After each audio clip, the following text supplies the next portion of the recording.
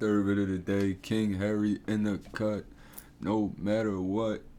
Back at it again with another video. Today we got JxmyHighroller. We picked the wrong player and paid the price. Good ass basketball videos. I don't really want to keep talking over these videos. We on the grind. It's my year. There's nothing more Told y'all that.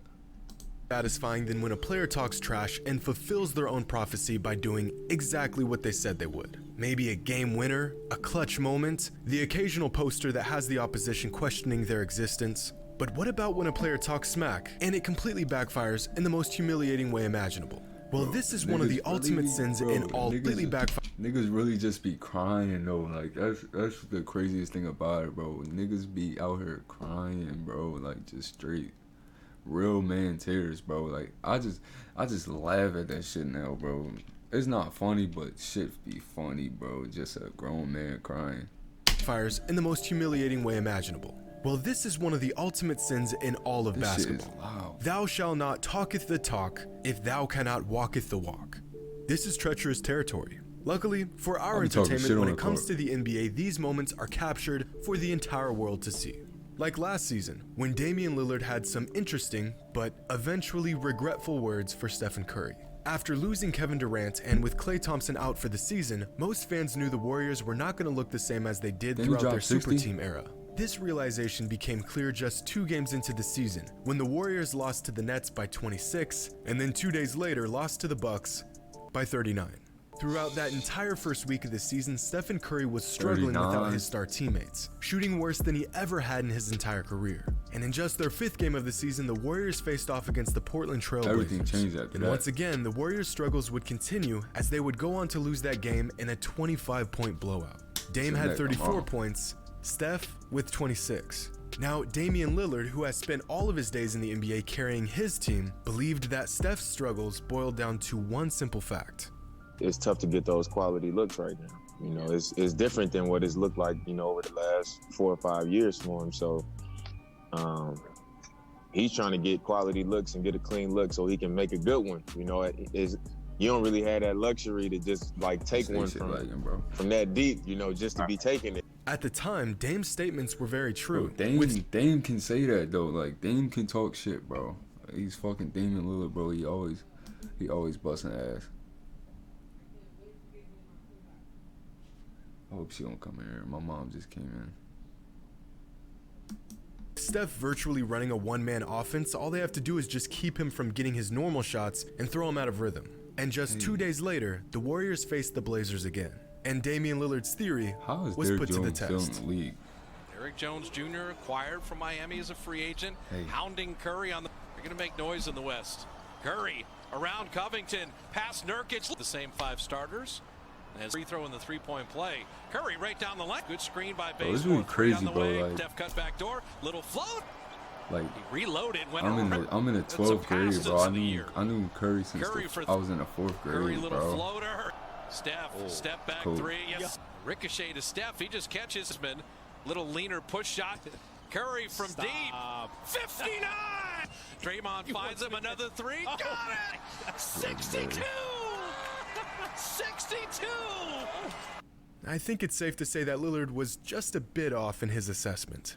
Just 2 days after his comments on Curry, Steph put up a career-high 62 points on Damian Lillard and the Blazers. 62 points, summoning his inner "and I took that personally" demon and wreaking havoc on the Blazers. It is crazy how just a few critical words can inspire a player to shred an entire defense like this. But Steph's rampage on Dame did not stop there, because during that entire season, Steph's averages against the Blazers were 41 points, 7 assists, and 5 rebounds again. That's what he averaged against the Blazers for an entire season. These are prime Wilt Chamberlain numbers. Bro, this was a crazy year for Steph, all because Dame said he wouldn't get the same shots as he used to. That's not even disrespectful, that's just an opinion. It's too bad Steph didn't see it that way.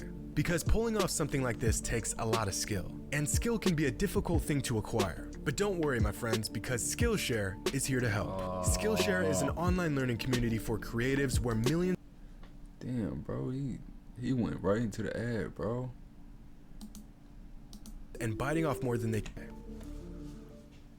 Now, players getting ahead of themselves and biting off more than they can chew happens a little too often in a league full of stars. Like last season when Kyrie Irving spoke about the addition of Kevin Durant to the Nets lineup, saying that for the first time in his career, he finally has a teammate that can hit clutch shots like he can. 10 seconds left, 1 point game. Who's shooting? You or Kyrie, KD? Depends on who's hot.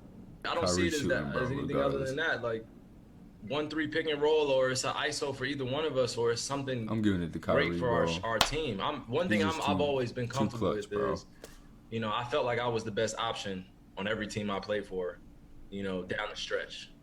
This is the first time in my career where I could look down and be like, that motherfucker can make that shot too. Now, there's no denying that Kyrie Irving and Kevin Durant are some of the most clutch and capable shooters of all time. Bro, I know his goals don't beat the whole LeBron, bro. But you gotta stop doing that to LeBron, bro, please. But Kyrie used to play with this other guy in Cleveland, and he was pretty good in the clutch too. Final 5 seconds. Going to work. LeBron James. Close. Got it! He did it! To the front court. Here's LeBron. James. Catch. Fire. Ball game! Rebound. Thompson. Back to LeBron. Fakes the three. LeBron used to let him do his thing, bro. That's what I don't understand. James. For the win. It's gone!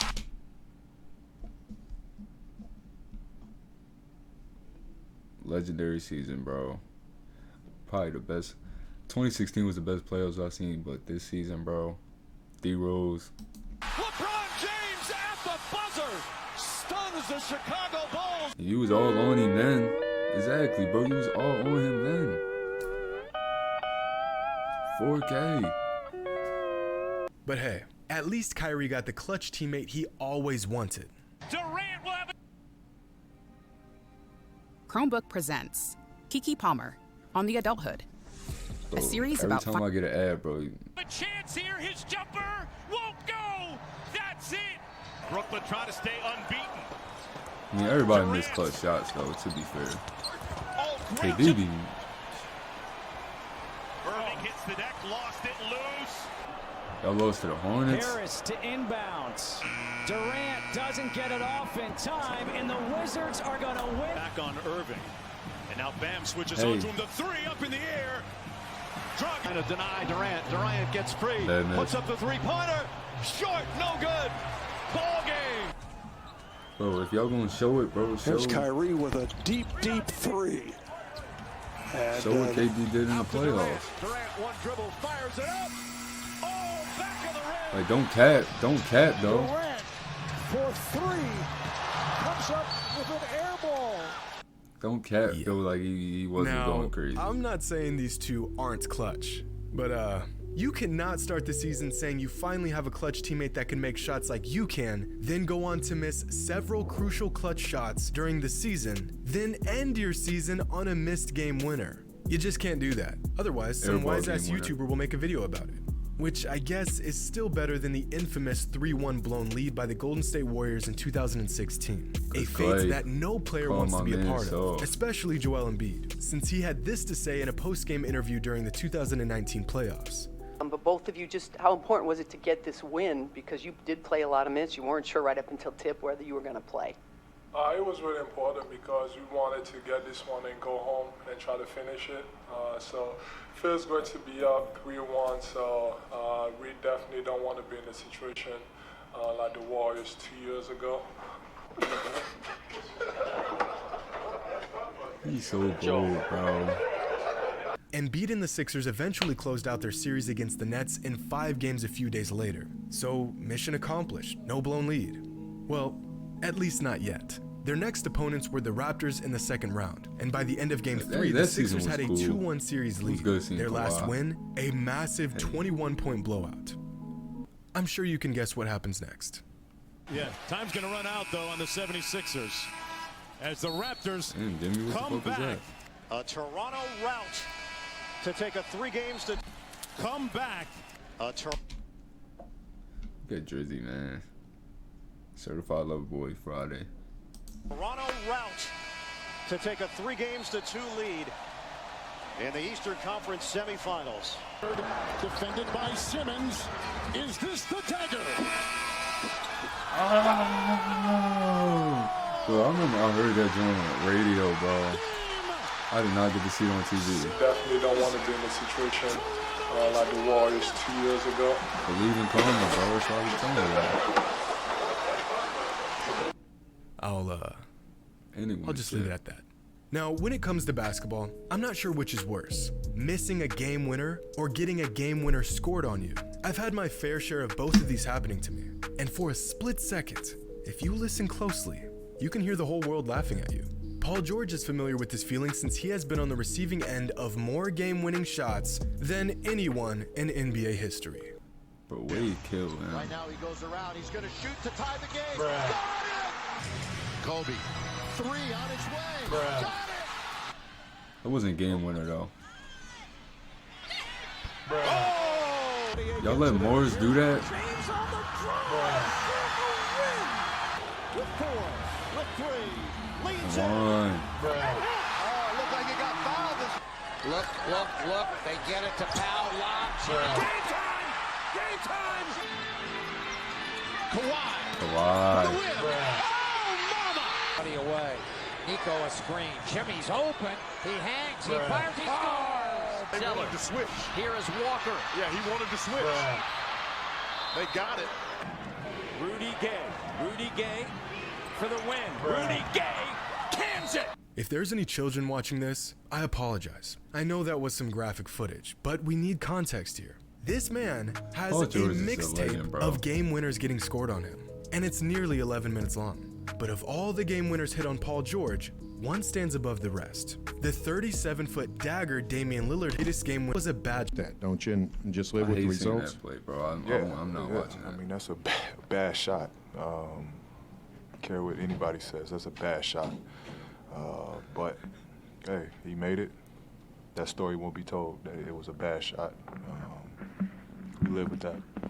Now, although PG's comments were a bit out of pocket, he's not necessarily wrong. He was playing good defense and Dame just happened to hit a crazy shot. But it's not like this is the first time this has happened. I mean, second time. I mean, third. I mean, fourth. I mean, fifth. I mean, sixth. I mean, seventh. I mean, eighth. I mean, ninth. I mean, 10th. I mean, 11th time this has happened. But I'm sure it won't happen again. How many more game winners can a man take?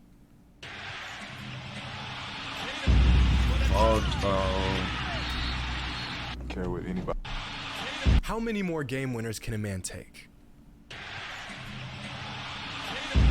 You let Tatum do that? I mean, Tatum, you crazy, but damn. Care what anybody says, that's a bad shot. Both in the penalty. Under 2 to play. Harden killed y'all. The 3 got hit. Shot's good. That's a bad shot. And the Suns have it. 6 to play. Booker, this is for the win. That's so crazy, bro. Care what anybody says, that's a bad shot. That's so crazy. Steph? Deep, like the fries are at the bottom. Damn. That's a bad shot. But hey, he made it. That story won't be told. It was a bad shot. We live with that.